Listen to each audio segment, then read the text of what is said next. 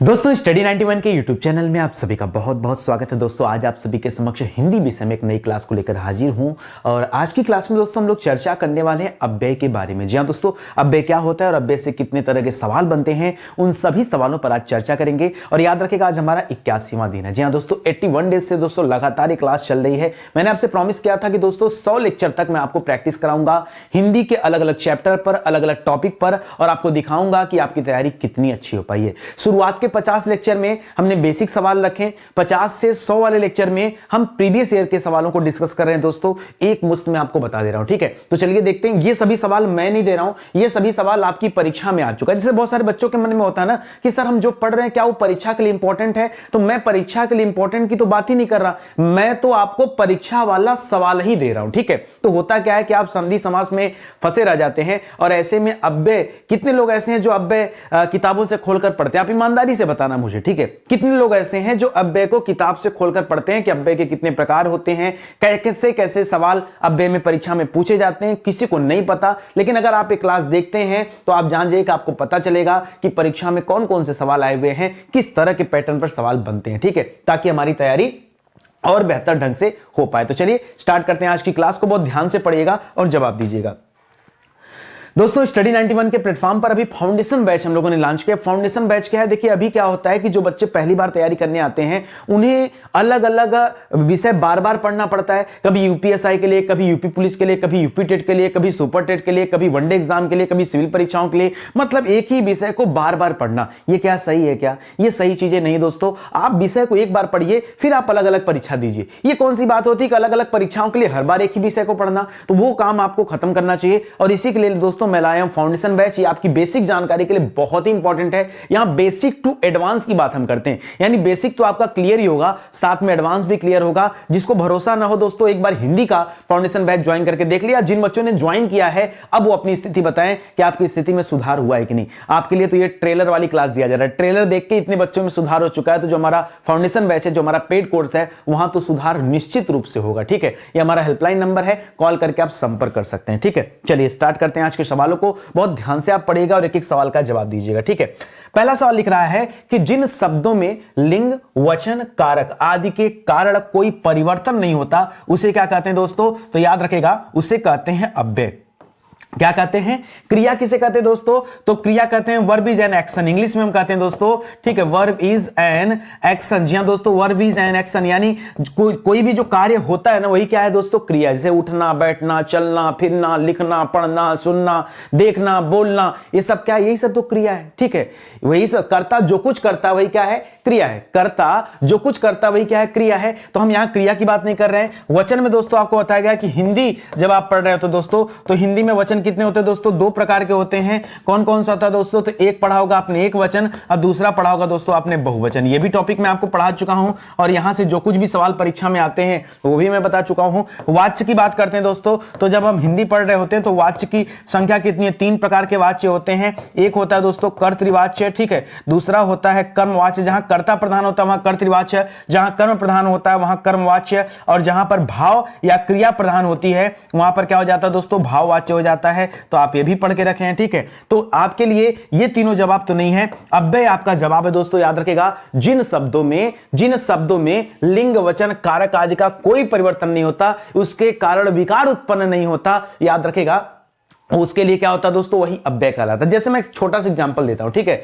जैसे मैं कह दूं कोई चीज, ठीक है, कि मोहन लिखता है, लेकिन अगर मैं यहां पर फीमेल लगा दूं, ठीक है, फीमेल लगा दूं, या मैं कह दूं कि मोहन पत्र लिखता है, ठीक है, और यहीं पे मैं कह दूं गीता, तो आप कहेंगे गीता पत्र लिखती है, ठीक है। तो वहां लिखता है, यहां लिखती है, लेकिन पत्र के ऊपर कोई प्रभाव नहीं पड़ा, हालांकि पत्र तो कर्म है। ऐसे बहुत सारे शब्द भी आपको देखने को मिलेंगे जिसके ऊपर कोई प्रभाव नहीं पड़ता। चलिए मैं दिखाता हूं अभी एक एग्जांपल आपको। लिख रहा आहा, आप आ गए। ये दोस्तों जो आहा शब्द है, ठीक है, इसके आगे देखिए एक सिंबल आपको दिख रहा है जिससे आप विस्मयादि बोधक कहते हैं। कौन सा चिन्ह है दोस्तों? याद रखेगा, ये विस्मय बोधक है। क्या है? विस्मय विस्मय बोधक चिन्ह है। ये विस्मय बोधक क्या होता है दोस्तों, जहां पर क्या हो, आश्चर्य की स्थिति बन जाए, वहां पर दोस्तों ये लगता है। तो इस वाक्य में आहा शब्द क्या है दोस्तों, तो ये आहा शब्द क्या है, एक तरह का अव्यय है। क्यों दोस्तों इसको अव्यय में क्यों रखा गया, क्योंकि अव्यय के मूल रूप से 4 प्रकार होते हैं, लेकिन मैं आज आपको स्पेशल 5वां प्रकार विस्तार लगा के बताने वाला हूं। ठीक है,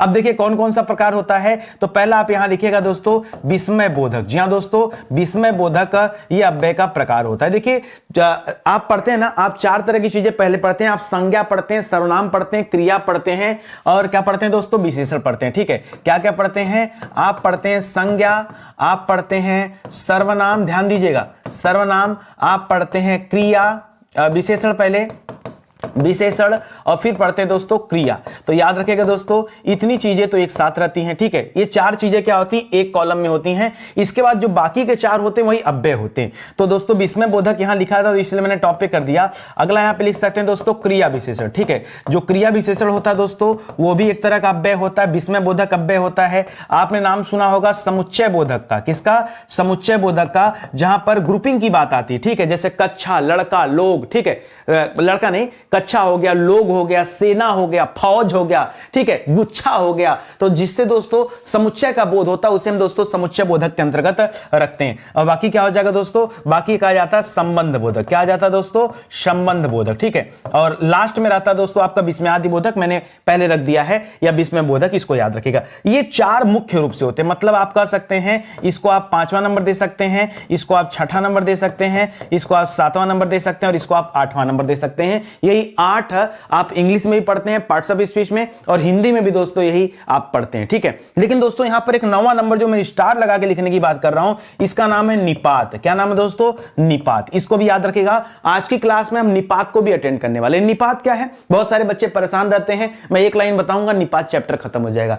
एक लाइन मैं बोल दूंगा अपने मुंह से ना, तो निपात चैप्टर खत्म हो जाएगा और आपका कॉन्सेप्ट क्लियर हो जाएगा। क्वेश्चन आने दीजिए, मैं सब कुछ आपको दिखाता हूं। तो यहां पर आप समझ गए ना कि आहा आप आ गए दोस्तों, ये अव्यय है। अव्यय में कौन सा वाला अव्यय है, मैंने इतना क्यों बताया, लेक्चर क्यों दिया, अरे भाई अव्यय में कौन सा है तो क्या बताएंगे, याद रखिएगा विस्मय बोधक अव्यय है। क्या है, यह विस्मय बोधक अव्यय है, इसीलिए इतना लंबा चौड़ा दोस्तों ये लेक्चर आपको दिया गया, इसको भी याद रखेंगे। ठीक है, एक चीज लगे हाथ और याद रखेगा, देखिए अव्यय को जगह जगह अलग अलग नामों से जाना जाता है। ठीक है, जैसे अव्यय, या फिर दोस्तों इसे अविकारी भी कहा जाता है। सर ये ऐसा क्यों कहा जाता है, सर अविकारी क्यों कहा जाता है, देखिए विकार, जिसमें विकार उत्पन्न हो विकारी हो गया, और जिसमें विकार उत्पन्न न हो उसे अविकारी कहा जाता है। भाई चाहे लड़का हो चाहे लड़की, आहा सबके लिए बराबर है, हे सबके लिए बराबर है, हे हो अरे सबके लिए बराबर है कि नहीं बराबर, बताओ मुझे। ठीक है, तो यहां लड़का लड़की से मतलब नहीं होता। ठीक है, जैसे हमने कह दिया गुच्छा, मैंने कह दिया कक्षा, तो कक्षा में लड़के भी पढ़ते हैं और कक्षा में लड़कियां, ऐसा थोड़े कि उसका नाम बदल जाएगा। ठीक है,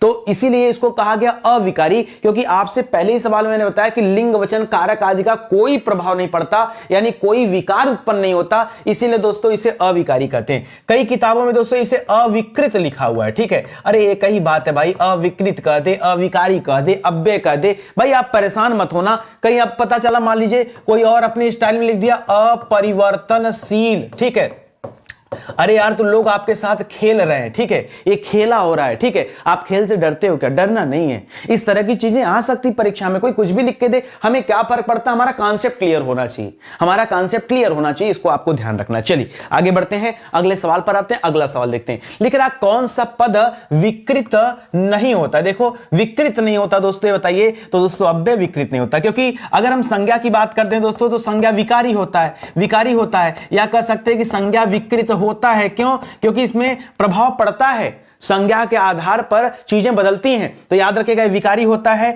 विशेषण भी आपका क्या होता है, विकारी होता है। ठीक है, और क्रिया भी आपका क्या होती है, विकारी होती है। लेकिन यहां पर जो अव्यय दिया गया है यह विकारी नहीं होता, यही तो हमने पीछे सुना ना। तो याद रखें दोस्तों, अव्यय जो होता है यह विकारी नहीं होता, या फिर आप इसे कह सकते हैं कि यह क्या है, यह अविकारी है, या यह अविकृत है, अविकृत है, या यह अपरिवर्तनशील है। ठीक है, अपरिवर्तनशील है, इस तरह से कुछ भी देगा तो हम समझदार हैं सर, हम समझ जाएंगे परीक्षा में, सर हम गलती नहीं करेंगे, आप टेंशन न लीजिए, आप चैप्टर को आगे बढ़ाइए। ठीक है, चलिए आगे बढ़ाते हैं चैप्टर को, और अब नए सवालों को देखते हैं। दोस्तों एक सवाल दे दिया कि भला मैं क्या कर सकता हूं। इस वाक्य में जो भला लिखा है दोस्तों, ये भला शब्द क्या है सर? अव्ययी है सर। भला भला मैं क्या कर सकता हूं, भला मैं क्या कर सकती हूं। कोई प्रभाव पड़ रहा है? कोई प्रभाव नहीं पड़ेगा। तो याद रखेगा दोस्तों, ये जो मैं की वजह से कर सकती हूं आ रहा है ना, ये तो दोस्तों मैं की वजह से आ रहा है। मैं सर्वनाम है और सर्वनाम की वजह से दोस्तों विकार उत्पन्न हो रहा है, ये आपको ध्यान देना है। कोई अव्यय की वजह से विकार थोड़ी उत्पन्न हो रहा है। तो याद रखेगा ये भला सभी के लिए सेम है, इसलिए दोस्तों यहां पर क्या जवाब होगा?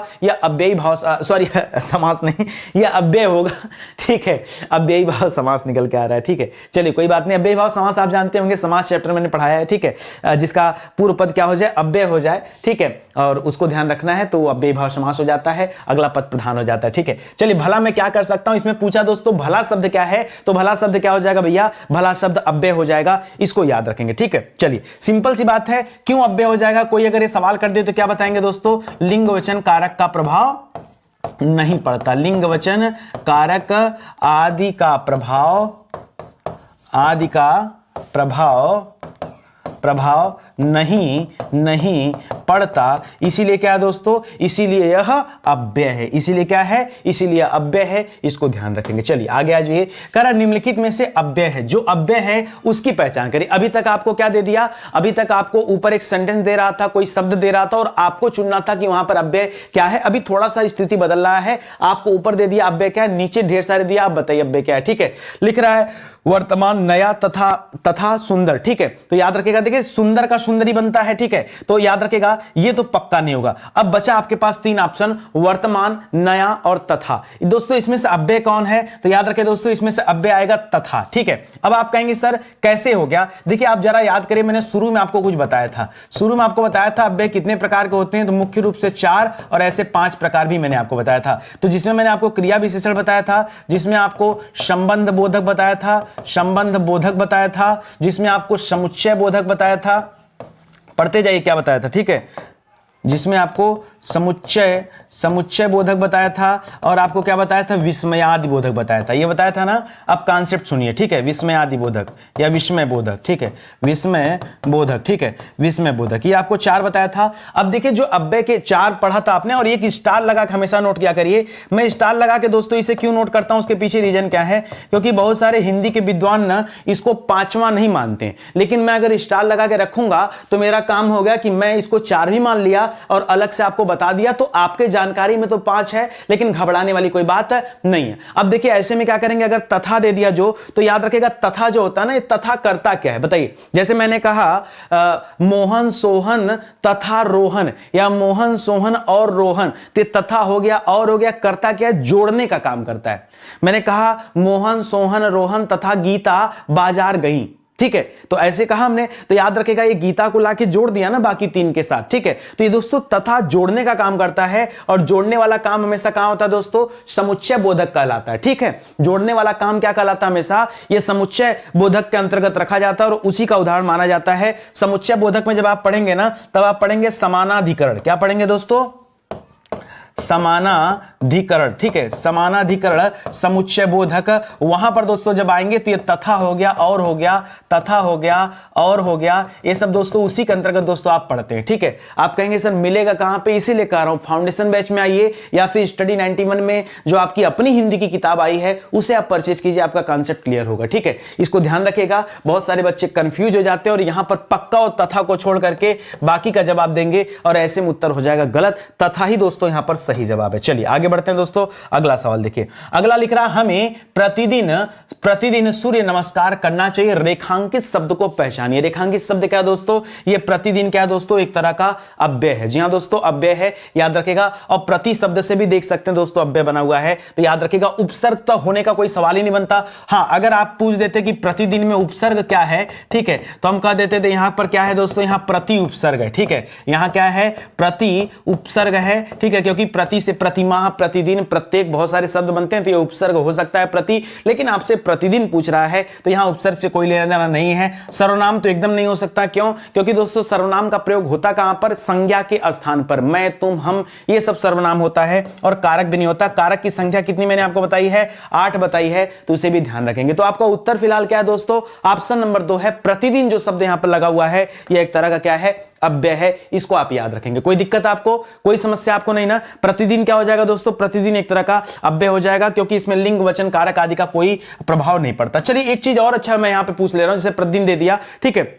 अव्यय के 5 प्रकार तो आपको याद है ना। चलिए आगे बढ़ते हैं, अगले में बता दूंगा, ठीक है। लिख रहा अफसोस, अफसोस, अफसोस जता रहा है, अफसोस मैं नहीं जा सका, ठीक है। अब इसके आगे देखिए एक सैंबल दे दिया, ठीक है। ये क्या दे दिया दोस्तों, इस सैंबल को मैंने पीछे ही बताया था कि दोस्तों ये विस्मय बोधक है। क्या है दोस्तों, विस्मय बोधक, यानी यहां पर हर्ष उल्लास या फिर आश्चर्य की भावना आ जाती है, इसीलिए दोस्तों ये विस्मय बोधक चिन्ह लगाए जाते हैं। लिख रहा रेखांकित शब्द में अव्यय का प्रकार है। अफसोस में कौन सा अव्यय है? लिख रहा संबोधन सूचक है, शोक सूचक है, आश्चर्य सूचक है या हर्ष सूचक है। तो दोस्तों जो विस्मय बोधक आप पढ़ते हैं इसके कई भेद होते हैं, जिसमें दोस्तों अफसोस क्या है दोस्तों, अफसोस करना एक तरह से शोक प्रकट कर रहा है, तो दोस्तों संबोधन नहीं है। संबोधन कब होता है? हे रुक जाओ, ठीक है। तो हे हो, अरे हे हो जो करते हो दोस्तों, क्या हो जाता है, वो संबोधन होता है, किसी को बुलाने के लिए होता है, तो संबोधन तो नहीं होगा, आश्चर्य भी नहीं होगा, वाह, ठीक है, वाह, ठीक है। तो याद रखिएगा क्या हो जाएगा, ये आश्चर्य हो जाता है, ठीक है। और हर्ष सूचक नहीं हो जाएगा दोस्तों, यहां पर यहां हो जाएगा दोस्तों शोक सूचक अव्यय।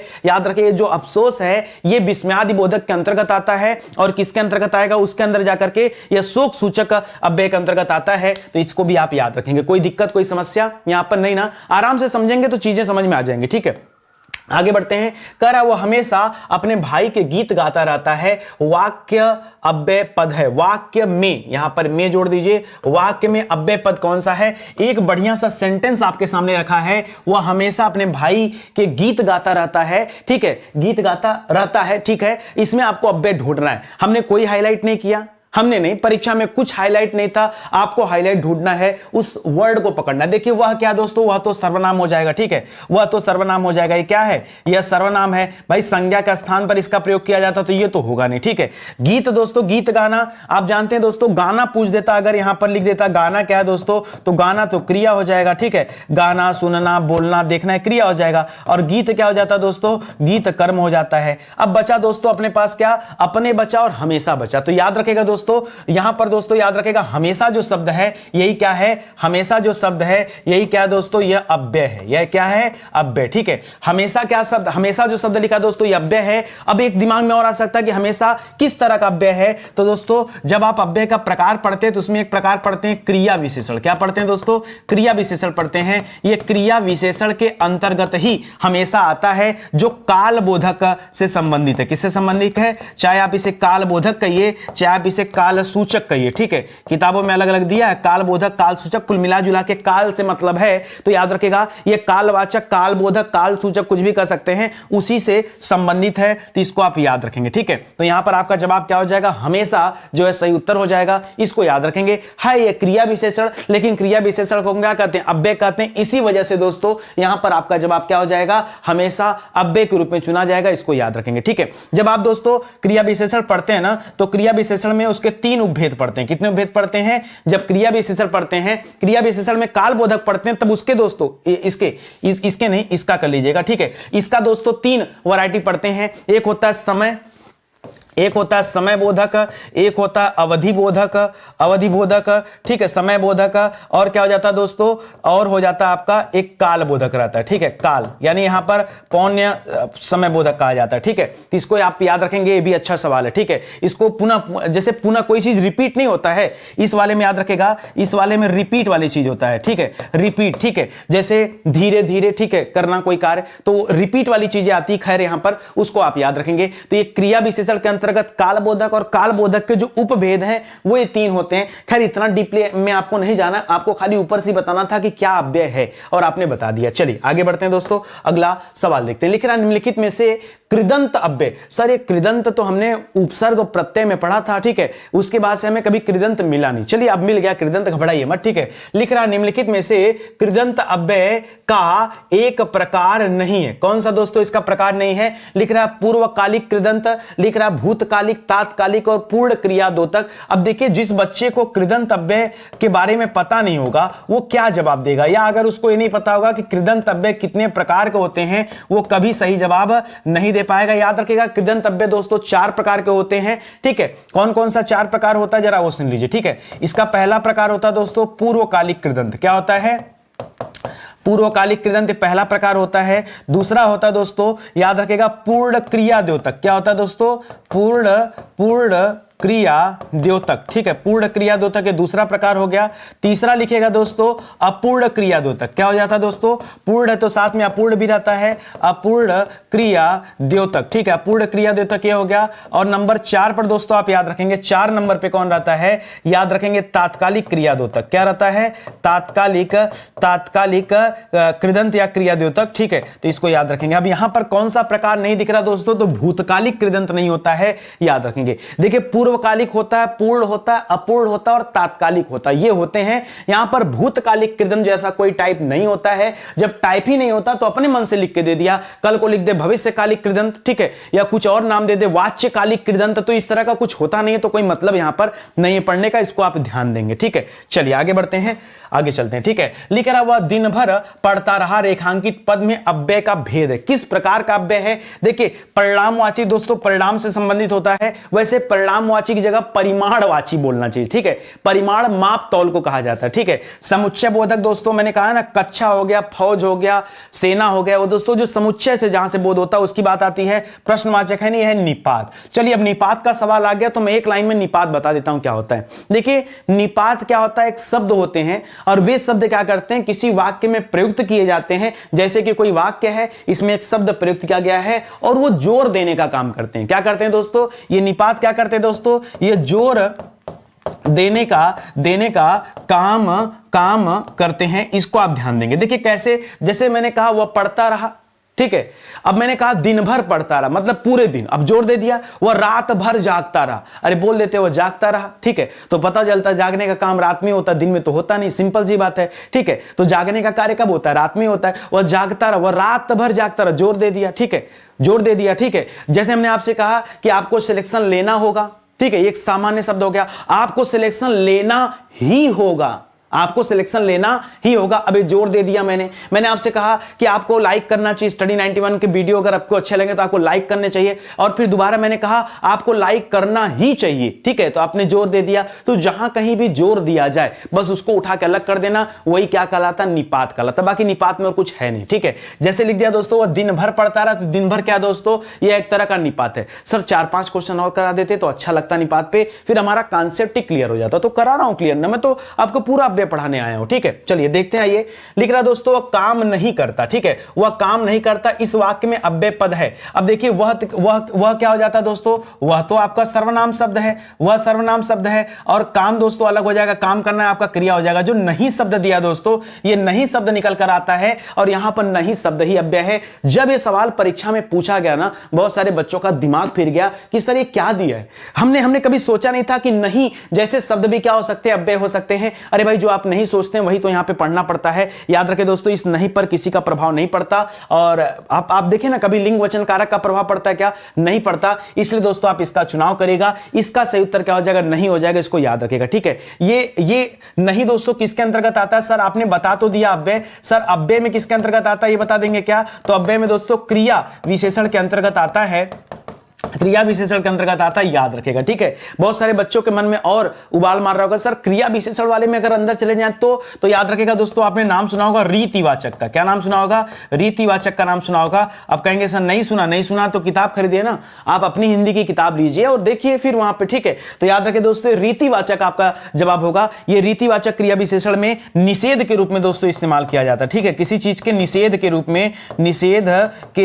रूप में दोस्तों इसका इस्तेमाल होता है मना करने के लिए। ठीक है, वह काम नहीं करता, ठीक है, या अंदर नहीं आना चाहिए। ठीक है, इस तरह से शब्द आता है, सवाल आते हैं परीक्षा में, इसको भी ध्यान रखेंगे। चलिए आगे बढ़िए। लिख रहा कौन सा शब्द अव्यय नहीं है? ध्यान दीजिएगा दोस्तों, ये नहीं वाले को ढूंढिएगा, कौन सा शब्द अव्यय नहीं है। लिख रहा है आज, कल, इधर या किसे। ठीक है, तो याद रखिएगा ये जो किसे शब्द है दोस्तों, ये प्रश्नवाचक है। क्या है दोस्तों? यह प्रश्नवाचक शब्द है, यह जो है किसी तरह का अव्यय नहीं है। बाकी आज, कल, इधर ये क्या है दोस्तों? यह अव्यय कहलाता है। तो इसे भी आप याद रखिएगा। यहां पर ऑप्शन नंबर 4 आपका सही जवाब हो जाएगा। पूछा क्या दोस्तों? कौन सा अव्यय नहीं है, तो याद रखे दोस्तों, किसे जो है शब्द अव्यय अव्यय नहीं बल्कि प्रश्नवाचक है। वह लाचार है क्योंकि वह अंधा है। इस वाक्य में कौन सा अव्यय है? ठीक है, तो लिखिए दोस्तों, लिख रहा है परिणामवाचक, संबंधवाचक, संकेतवाचक या कारणवाचक। अब आपके सामने एक नया ऑप्शन दे दिया दोस्तों। अब तो सर समझना मुश्किल हो गया, क्योंकि सर जो आपने सिखाया था ना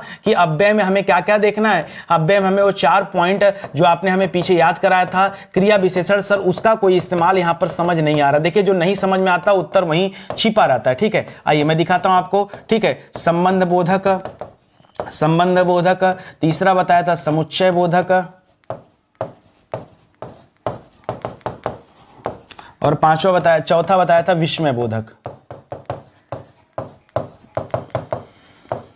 और स्टार लगा के लिखा था हमने निपात। ठीक है, यही लिखा था। अब इसी में अंदर आंसर छिपा हुआ आपका, वह लाचार है क्योंकि वह अंधा है। ठीक है, क्योंकि वह अंधा है। इस वाक्य में दोस्तों आपको अव्यय ज्ञात करना है। अव्यय कौन सा आएगा? देखिए, एक सेंटेंस आप कह सकते हैं ये है, ठीक है, वह लाचार है। एक वाक्य है, वह लाचार है, मतलब वो कुछ कर नहीं पा रहा है। लाचार किसे कहते हैं? जो अपने आप कुछ कर न सके वही लाचार कहलाता है। जिसके हाथों में कुछ ना वो लाचार कहलाता है, वह लाचार है। अब आगे दोस्तों इस सेंटेंस को जोड़ रहा है और लिख रहा है वह अंधा है। दोस्तों पीछे मैंने तथा बताया था कि मोहन, रोहन, सोहन और गीता बाजार गई। ये और क्या कर रहा था दोस्तों? ये बाकी के साथ उस गीता को क्या कर रहा था? जोड़ने का कार्य कर रहा था। और तब मैंने बताया था समुच्चय बोधक। ठीक है, तो वहां तो समुच्चय बोधक होगा। अब यहां बहुत सारे बच्चे सोचते हैं कि 2 वाक्य और ये क्योंकि की वजह से जुड़ रहा है, तो सर एक काम करें, हम समुच्चय बोधक कर ले क्या? लेकिन समुच्चय बोधक का कोई ऑप्शन है क्या आपके पास? नहीं। तो दोस्तों आपको वहां से नहीं सोचना है, आपको जो अपना देखिए अव्यय के जो प्रकार होते हैं ये उन्हीं प्रकारों में से होगा ना।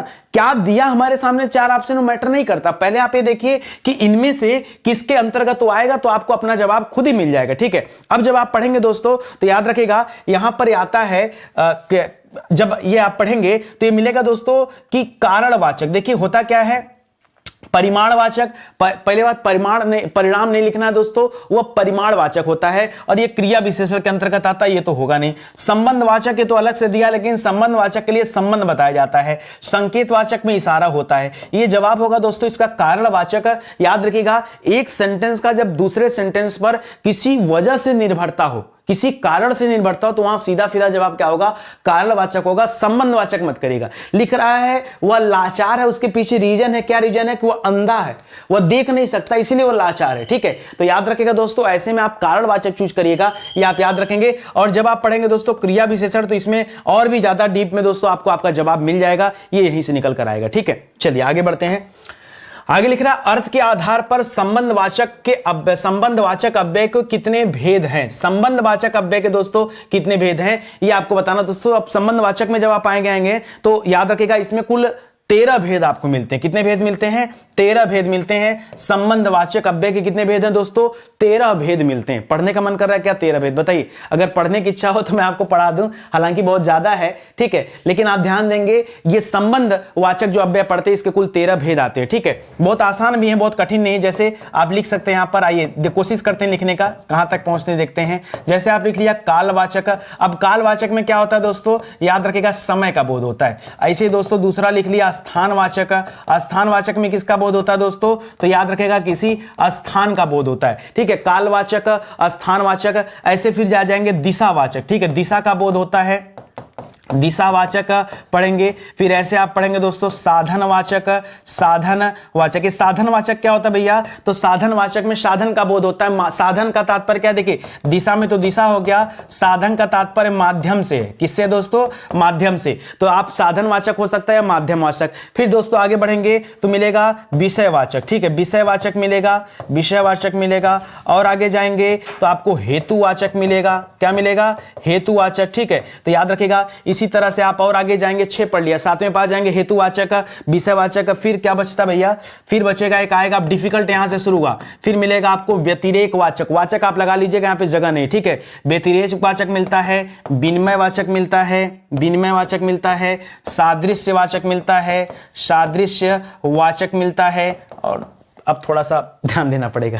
ठीक है, कालवाचक, स्थानवाचक, दिशावाचक, साधनवाचक, विषयवाचक, हेतुवाचक, व्यतिरेकवाचक, विनिमयवाचक, सादृश्यवाचक और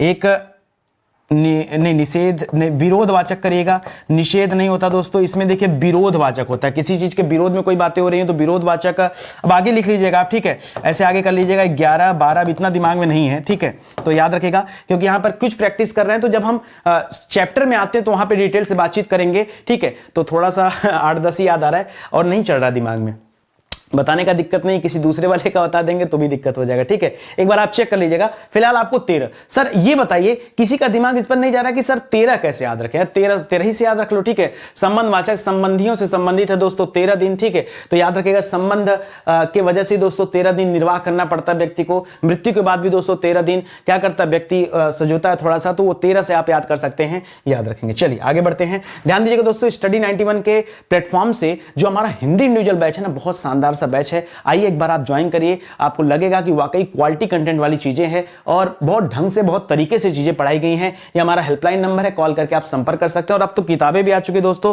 तो किताब के माध्यम से आप अपनी तैयारी को आगे बढ़ा सकते हैं। लिख रहा है मैं वहां होकर आया हूं, मैं वहां होकर आया हूं। इस वाक्य में अव्यय शब्द दोस्तों कौन सा है ये बताना है, ठीक है। अब देखिए मैं तो कतई नहीं हो सकता, क्यों नहीं हो सकता, और मैं और हूं तो दोस्तों सहायक क्रिया हो जाएगा, और मैं भी नहीं हो सकता। इधर उधर यहां वहां ये सब क्या होता है दोस्तों, ये सब क्या होता है याद रखिएगा, पीछे एक सवाल आया था, शायद आपने नहीं देखा, ठीक है, इधर उधर यहां वहां ये सब क्या हो जाता है दोस्तों, ये सब दोस्तों अव्यय में आता है। किस में आता है, ये सब अव्यय में आता है, और आप देख के पहचानना सीखिए दोस्तों, वहां क्या हो जाएगा, अव्यय हो जाएगा, ठीक है।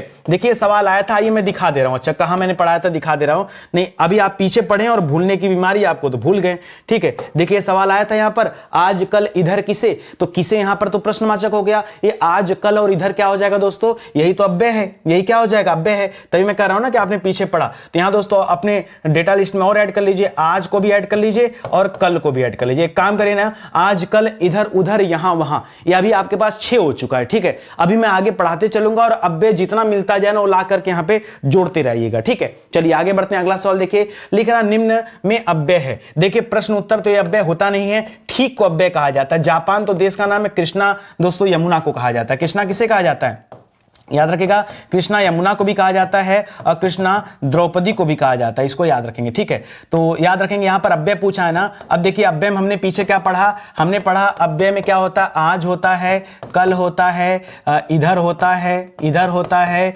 उधर होता है, यहां होता है, यहां होता है, वहां होता है। ये हमने 6 पढ़ा था। अब 7वां दोस्तों इसमें ऐड कर लीजिएगा, ठीक, इसको भी दोस्तों अव्यय कहते हैं। तो याद रखिएगा यहां पर एक हमारे पास और जोड़ करके अब हमारे पास लिस्ट में कितना हो गया, 7 हो गया अव्यय। अव्यय कितने हो गए, 7 हो गए। चलिए आगे बढ़ते हैं और पढ़ते हैं सवाल। लिख रहा है परिमाणवाचक, जी हां दोस्तों, पीछे देखिए बार बार लिख रहा था ना, लिख रहा था परिणामवाचक। मैं बार बार वही समझा रहा था कि परिमाणवाचक होता है, परिणाम नहीं होता है। परिमाण में क्या होता है दोस्तों, परिमाण में माप तौल होता है। क्या होता है दोस्तों, किसी चीज का माप तौल होता है। और लिख रहा है परिमाणवाचक क्रिया विशेषण अव्यय है, ठीक है। तो लिख रहा है दोस्तों सर्वदा, सर्वत्र, इतना या गलत। दोस्तों इतना तो ये देखिए गलत तो पहली बात अव्यय है ही नहीं। अब बात करते हैं इतना की, इतना अव्यय है, लेकिन आपको ध्यान देना दोस्तों, आपसे पूछा क्या है, आपसे पूछा है स्पेशली क्रिया विशेषण में परिमाणवाचक अव्यय के अंतर्गत दोस्तों कौन आएगा, तो याद रखना है यहीं पर क्या हो जाएगा जवाब। जैसे आप कहते हैं ना, मुझे इतना सा गेहूं दे दो, मुझे इतना चावल दे दो, इतना, तो दोस्तों ये इतना माप तौल से संबंधित होता है। यह अलग बात है कि आप जब परिमाणवाचक पढ़ते हैं तो निश्चयवाचक पढ़ते हैं। निश्चयवाचक में फिक्स क्वांटिटी होती है कि मुझे 1 किलो चावल दे दीजिए, अनिश्चयवाचक में मुझे थोड़ा चावल दे दीजिए, मुझे इतना चावल दे दीजिए। तो याद रखिएगा ये इशारा होता है, वहां पर अनिश्चय होता है, निश्चितता नहीं होती, इसलिए उसको अलग रखते हैं, ठीक है। तो वो क्रिया विशेषण की बातें वहां पढ़ते हैं। ये सर्वदा सर्वत्र दोस्तों आपको नहीं करना है, ठीक है। यहां पर इतना ही आपका क्या हो जाएगा, जवाब हो जाएगा, क्योंकि माप तौल से यही संबंधित है, ठीक है। आगे बढ़िए, लिख रहा उसने कटोरा भर दूध पिया। इसमें अव्यय कौन सा दोस्तों, तो भर लिखा दोस्तों, ये भर क्या है, अव्यय है। याद रखेंगे पीछे मैंने कहा था ना, उसने 1 कटोरा दूध पिया या उसने कटोरा भर दूध पिया, तो दोस्तों ये भर क्या हो जाएगा, अव्यय हो जाएगा। जरा अपने लिस्ट को बढ़ा लीजिए। मैंने क्या क्या बताया आपको, मैंने कहा आज याद रखना है, कल याद रखना है, इधर याद रखना है, उधर याद रखना है, यहां याद रखना है, वहां याद रखना है, यहां वहां इधर उधर, ठीक है, यही था ना। और इसके बाद क्या करना है, ठीक याद रखना है, ठीक है। और उसके बाद क्या याद रखना है दोस्तों, भर याद रखना है। पिछले वाली भी लिस्ट को अपडेट कर देते हैं, क्या करना है, पिछला वाला लिस्ट कहां गया भैया, ठीक है, यहां वहां ठीक, और यहां पर भर को भी नोट कर लेते हैं, ठीक है, ताकि हर स्लाइड से आप जब रिवीजन करिए तो फिर आपको दिक्कत ना आए। चलिए आगे बढ़ते हैं। तो इतना समझ में आ गया ना, ये सब क्या कहलाते हैं दोस्तों, ये सब अव्यय कहे जाते हैं। क्या कहलाते हैं, अव्यय कहलाते हैं। चलिए आगे बढ़ते हैं। लिख रहा है राम धीरे धीरे पढ़ता है। देखिए पीछे एक मैंने आपको बताया था पुनरावृत्ति, जहां कहीं पुनरावृत्ति हो जाए उसे भी दोस्तों अव्यय के तहत रखा जाता है। और किसमें आता दोस्तों, तो अब बताइए, अब यहां पर देखिए वो 4 प्रकार जो अव्यय के रहते हैं वो दे दिया। ये अव्यय के जो 4 मुख्य भेद हैं, निपात को छोड़ करके ये चारों भेद आपके सामने प्रस्तुत कर दिया। अब आप क्या करेंगे दोस्तों, अब आप जवाब दीजिए। तो जब वहां मैं पढ़ा रहा था आपको, तो क्रिया विशेषण के अंतर्गत आता है, ये क्रिया विशेषण अव्यय है। जैसे राम धीरे धीरे पढ़ता है, ठीक है, वो कालवाचक जो आपने पढ़ा था वो भी तो क्रिया विशेषण का ही भेद था, तो ये क्रिया विशेषण के अंतर्गत ही दोस्तों आएगा ये धीरे धीरे, ठीक है, या साथ साथ इस तरह के जो शब्द आते हैं ये क्रिया विशेषण के अंतर्गत होते हैं। लिख रहा है सीता सखियों सहित पुष्प वाटिका गई। याद रखेगा इस वाक्य में रेखांकित अव्यय प्रयोग निम्नलिखित में से किस भेद का उदाहरण है, सखियों सहित। सखियों सहित का मतलब क्या होता है पहले ये समझिए, ठीक है, सखियों सहित, ठीक है, सखियों सहित। एक बात तो याद रखेगा, ये सखियां क्या है दोस्तों, सखी लिखता तो एक वचन रहता, सखियां लिख दिया तो दोस्तों क्या हो जाएगा, बहुवचन हो जाएगा। और सहित मतलब क्या होता है, के साथ, ठीक है, यानी ढेर सारी सखियों के साथ। एक दो सखियां नहीं दोस्तों, उनके साथ कई सारी सखियां हैं और उनके साथ दोस्तों गई हैं, तो याद रखेगा। अब बहुत सारे लोगों को देखिए, अब यहां पर डाउट ये बन सकता है कि सर अपने पास 2 ऑप्शन है, या तो सर समुच्चय बोधक करें कि ये पूरा का पूरा ग्रुप में है, या तो दोस्तों हम संबंध बोधक करें। क्यों, क्योंकि उनको इनके सखियों का संबंध किससे है, सीता से। तो सर क्या किया जाए, लिख रहा है कि वाक्य में रेखांकित अव्यय का प्रयोग बताना है। ये सखियों सहित जो लिखा दोस्तों ये अव्यय है, और ये किस प्रकार का अव्यय है आपको ये ज्ञात करना, और सवाल यहां पर टेक्निकल थोड़ा सा हो जाता है, ठीक है। अब देखिए जो ये सखियों सहित दिया है, ये हमेशा आप संबंध बोधक में करिएगा। क्यों, क्योंकि जब कोई सेंटेंस आपके सामने दे दे और सीधे सीधे संज्ञा से कोई संबंध निकाले जो हाईलाइट पॉइंट है, तो वहां पर हमेशा संबंध बोधक को आप क्या देंगे, वरीयता देंगे। ऐसे में समुच्चय बोधक मत करेगा। मुझे पता है परीक्षा में जब सवाल आया था ना, बहुत सारे बच्चों ने समुच्चय बोधक किया था। अगर न समझाया जाए तो भी समुच्चय बोधक करेंगे लोग। तो मैं एक स्टार लगा के छोटा सा रिक्वेस्ट करना चाहूंगा, इसको ध्यान रखेगा। कभी भी संज्ञा से संबंधित यदि कोई अव्यय है तो हमेशा क्या समझा जाएगा, तब उसे हमेशा आप संबंध बोधक समझा जाएगा। अगर ये सखियों सहित अलग रहता, इसका संबंध सीता से नहीं रहता, तो दोस्तों आप इसका जवाब समुच्चय बोधक में डाल देते, वो अलग हो जाता, ठीक है। लेकिन यहां पर दोस्तों संबंध बोधक करिएगा, नहीं तो उत्तर गलत हो जाएगा। लिखा रात भर जागना स्वास्थ्य के लिए अच्छा नहीं है। अब ये भर क्या होता है दोस्तों, भर एक तरह का क्या है दोस्तों, आपने पीछे पढ़ा था कि भर हो गया, ठीक हो गया, ये सब क्या दोस्तों, ये सब अव्यय कहलाता है। अब सर हमने पढ़ तो लिया कि अव्यय होता है, लेकिन दोस्तों अगर ये अव्यय होता है तो किस तरह का अव्यय होता है भाई। ये भर जो है दोस्तों ये किससे संबंधित है, रात से संबंधित है। अगर रात को हटा दे क्या भर का कोई मतलब है। इसी तरह पीछे का जो सवाल था कि सीता सखियों सहित, अगर सीता को हटा दीजिए तो सखियों सहित वाटिका गई, उसका कोई अर्थ निकलेगा, नहीं निकलेगा। यानी पूरी की पूरी निर्भरता संज्ञा के साथ है। जब कभी निर्भरता संज्ञा के साथ हो तो हमेशा आपका उत्तर क्या होगा, संबंध सूचक होगा। और यहां भी देखिए इसके साथ हो रहा है दोस्तों, संज्ञा के साथ निर्भरता लगा हुआ है, इसीलिए दोस्तों जवाब में क्या जाएगा, याद रखेंगे संबंध सूचक जाएगा। यहां विशेषण की बात मत करिएगा, भाववाचक की बात मत करिएगा, और समुच्चय की बात तो कतई नहीं होगी। ऑप्शन नंबर 1 आपका सही जवाब होगा। बहुत सारे बच्चे यहां गलत जवाब देते हैं, आप देख लीजिए खुद से ना क्यों गलतियां हो रही हैं, आप पहचानिए, हम तो आपको बता ही रहे हैं, ठीक है। चलिए आगे बढ़ते हैं, अगला सवाल देखिए। लिख रहा है उसके बिना तुम कुछ नहीं हो, उसके बिना तुम कुछ नहीं हो, सॉरी उनके बिना तुम कुछ नहीं हो। इस में कौन सा शब्द है, कौन सा शब्द है, मतलब दोस्तों कौन सा शब्द अव्यय आपसे पूछना चाह रहा है, तो याद रखिएगा बिना शब्द। इसका लिंग वचन कारक पर कोई प्रभाव नहीं पड़ता। यह बिना शब्द क्या दोस्तों, यह एक तरह का अव्यय है, इसको भी आप अपने लिस्ट में डालकर अपडेट कर लीजिए दोस्तों। ये जब आप पढ़ते हैं ना बिना, तो बिना दोस्तों किसके अंतर्गत आता है, तो यह अव्यय तो हमने बता दिया, किस तरह का अव्यय है? तो याद रखिए ये भी संबंध बोधक में आता है। किसमें आता है दोस्तों? ये भी संबंध बोधक में आता है। सर कैसे संबंध में आता है? जब आप संबंध में पढ़ेंगे तो संबंध के दो अलग वैरायटी पढ़ेंगे। एक अनुबद्ध पढ़ते हैं यानी किसी से जुड़ा हुआ या संबद्ध पढ़ते हैं जुड़ा हुआ, और एक अनुबद्ध पढ़ते हैं। क्या पढ़ते हैं? संबद्ध पढ़ते हैं, और पहला, और दूसरा क्या पढ़ते हैं? अनुबद्ध पढ़ते हैं। तो दोस्तों उसी के अंतर्गत दोस्तों आप लेके रखेंगे इसको, याद रखिएगा बिना, ठीक है। उसके बिना ये नहीं कर सकता, उसके बिना तुम जी नहीं सकते, उसके बिना रह नहीं सकते, ठीक है। तो ये सारी चीजें आ जाएंगी। इस तरह के जो सेंटेंस होते हैं हमेशा संबंध बोधक के अंतर्गत आते हैं। मैं आपको केवल उत्तर नहीं बता रहा हूं दोस्तों, यहां पर आपको तरीका भी बता रहा हूं कि कहां पर होता है और क्या होता है, ठीक है। चलिए आगे बढ़ते हैं। लिख रहा कौन सा समुच्चय बोधक अव्यय नहीं है। अब जहां से देखिए, जहां से ग्रुपिंग का बोध ना हो, जहां से ग्रुपिंग का दोस्तों बोध ना हो, कोई चीज ग्रुप में ना हो, तो याद रखिएगा वो समुच्चय बोधक में आ जाएगा, ठीक है। थोड़ी अंग्रेजी हमारी गुलाबी है तो आप भावनाओं को समझिएगा, ठीक है। अर्थात, अतएव, अथवा, ठीक है दोस्तों, ये सब समुच्चय में आते हैं। याद रखिएगा आजन्म, ये क्या दोस्तों? आजन्म में आ हटा देंगे, आधन जन्म दो शब्दों से मिलकर बना है, ठीक है। ये आ क्या दोस्तों? आ उपसर्ग होता है, ये सब हम पढ़े हैं भैया, लेकिन यहां पर इसका कोई लेना देना नहीं। अर्थात, अतएव, अथवा ये समुच्चय बोधक में आता है। पीछे दोस्तों आपने और भी पढ़ा था, पीछे दोस्तों आपने क्या पढ़ा था? और भी पढ़ा था, और तथा पढ़ा था। ये सब मैंने आपको सिखाया था कि सब का सब क्या हो जाता है दोस्तों? ये समुच्चय बोधक के अंतर्गत आते हैं, और इसकी लिस्ट भी आप अपडेट कर लीजिए अपने पास, ठीक है। समुच्चय बोधक में आ जाएगा। चलिए आगे बढ़ते हैं। लिखना निम्नलिखित में से अव्यय कौन सा है? अव्यय मतलब देखिए, अव्यय का मतलब यहां सीधा सीधा आप समुच्चय बोधक अव्यय लिखना चाहिए, थोड़ा सा मिस्टेक हो गया यहां पर। तो आपको बताना दोस्तों समुच्चय बोधक अव्यय कौन सा है। समुच्चय बोधक अव्यय कौन सा तो दोस्तों? और होता है। क्या क्या करते हैं आप देखिए, और कहीं पर लिखा है, तथा कहीं पर लिखा है, अतएव कहीं पर लिखा है, अर्थात कहीं पर लिखा है, अर्थात कहीं पर लिखा है। तो इस सबका जवाब क्या होता है दोस्तों? याद रखेंगे इन सभी का जवाब क्या हो जाता है? याद रखेगा समुच्चय बोधक अव्यय होता है, ध्यान रखेंगे। लिख रहा अथवा व्याकरण की दृष्टि से क्या है दोस्तों? तो अथवा व्याकरण की दृष्टि से क्या है? अव्यय है। और किस प्रकार का अव्यय है? तो याद रखेंगे अथवा जो है दोस्तों ये समुच्चय बोधक अव्यय है। क्या है दोस्तों? ये समुच्चय बोधक अव्यय है। इसको ध्यान रखेंगे तो ऑप्शन नंबर 4 इस सवाल का सही जवाब हो जाएगा। आगे बढ़िए। करा वह पढ़ता है लेकिन बात भी बहुत करता है।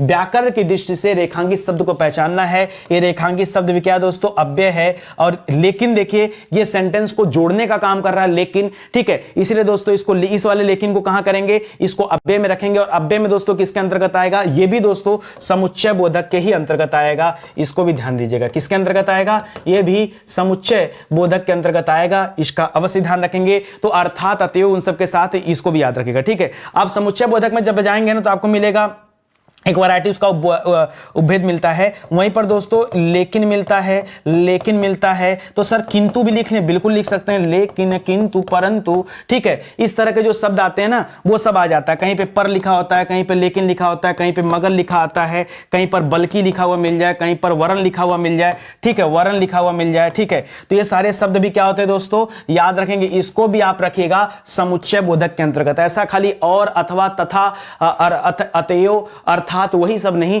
दोस्तों, ये भी समुच्चय बोधक के अंतर्गत आते हैं। लोग नहीं जानते, लोग वही खाली कक्षा अच्छा पढ़ने में लगे हैं, ठीक है। कक्षा, फौज यही सब ढूंढेंगे और इसके ऊपर किसी का ध्यान ही नहीं रहता। भाई नहीं ध्यान रहता, इसीलिए बैच बनाया हूं, इसीलिए किताब लिखा गया है। आप आइए, परचेज कीजिए, पढ़िए ध्यान से, भाई मिलेगा, सब कुछ मिलेगा, उसका आप ध्यान रखिए, ठीक है। चलिए आगे बढ़ते हैं दोस्तों, अगला सवाल करते हैं। लिख रहा निम्न में अव्यय है। निम्न में अव्यय है दोस्तों, कौन सा अव्यय है ये बताना है। तो भारत तो होगा नहीं, श्याम भी नहीं होगा, दक्षिण भी नहीं होगा, ये आहा दोस्तों अव्यय होगा।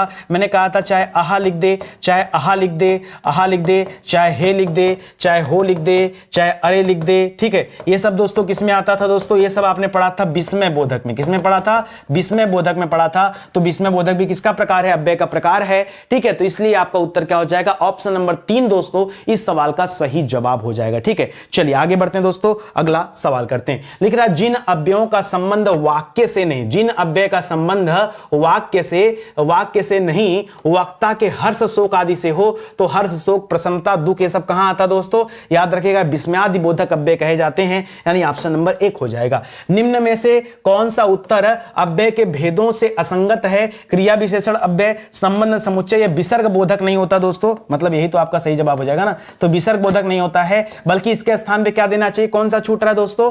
क्रिया विशेषण ही है, संबंध बोधक है, समुच्चय ही है। यहां पर दोस्तों विस्मय बोधक होना चाहिए। क्या होना चाहिए?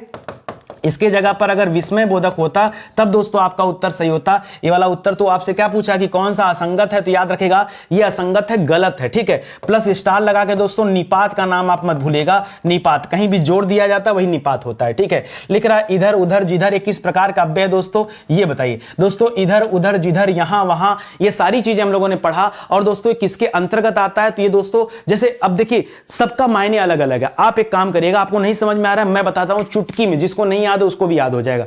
देखिए स्थिति, मान लीजिए किसी कोई किताब है या कोई कलम है, आपकी मोबाइल है, उसकी स्थिति के लिए आप क्या करते थे, मेरी मोबाइल कहां है, वहां है, तो क्या हो जाता दोस्तों, वो स्थिति बोधक में चला जाएगा, यानी यहां पर तो जवाब नहीं होगा। कालवाचक दोस्तों समय को बताता है, ठीक है, और इसका समय से कोई लेना देना नहीं। स्थानवाचक किसी स्थान को बताता है, इसका स्थान से भी लेना देना। इसका किधर है दोस्तों, इधर से, कि रास्ता किधर है, इधर से भैया, इधर से, ठीक है, वो दिशा की तरफ इंगित कर रहा है दोस्तों, तो याद रखेगा ये दिशावाचक में आएगा। इधर उधर जिधर कहां आता है दोस्तों, ये दिशावाचक के अंतर्गत आता है, इसे आप ध्यान दीजिएगा। अब दोस्तों जो अलग अलग है स्थानवाचक, सर उसका उदाहरण दे दीजिए, तो आइए बैच में आइए, सब उदाहरण अगर यहीं पे मिल जाएगा आपको, तो भैया इतने मेहनत से जो पढ़ाया गया है, रोजी रोटी का सवाल है, समझिए कैसे काम चलेगा, ठीक है। तो परेशान मत होइए, आइए पढ़ते रहिए स्टडी 91 चैनल पर, और इस तरह से चीजें मिलती रहेंगी। बाकी अगर आप हमारे फाउंडेशन बैच में आते हैं तो कसम से ऑसम क्लास है, बस आ जाओ आप, ठीक है। किताबें भी दोस्तों आ चुकी हैं हमारी, तो आप ऑनलाइन परचेज कर सकते हैं। ये हमारे पास किताबें हैं, कुछ मैं सैंपल के तौर पर आपको दिखा देता हूं, ठीक है। ये किताबें दोस्तों आप चाहें तो इसे ऑनलाइन ऑर्डर कर सकते हैं, घर बैठे। कैश ऑन डिलीवरी वगैरह चाह रहे हैं दोस्तों, तो इसे आप अमेजन या फ्लिपकार्ट से भी परचेज कर सकते हैं, ठीक है। ये सभी बहुत सारे विषय के हैंड रिटन नोट्स हैं, जिन्हें आप स्टडी 91 पर पहले भी पढ़ चुके हैं। ये उसी का दोस्तों क्लास नोट्स है, ये भी आप हमारे वेबसाइट एप्लीकेशन से ले सकते हैं। कोई दिक्कत तो नीचे डिस्क्रिप्शन में लिंक दिया गया है, उसमें जाके क्लिक करके आप इसके बारे में पता कर सकते हैं। मोबाइल नंबर दिया गया, वहां जाकर आप बातचीत कर सकते हैं, ठीक है। तो चलिए आज की क्लास यहीं समाप्त होती है, मिलते हैं दोस्तों अगले लेक्चर में। तब तक के लिए बहुत बहुत धन्यवाद आपका। जय हिंद, जय Bharat, thank you so much.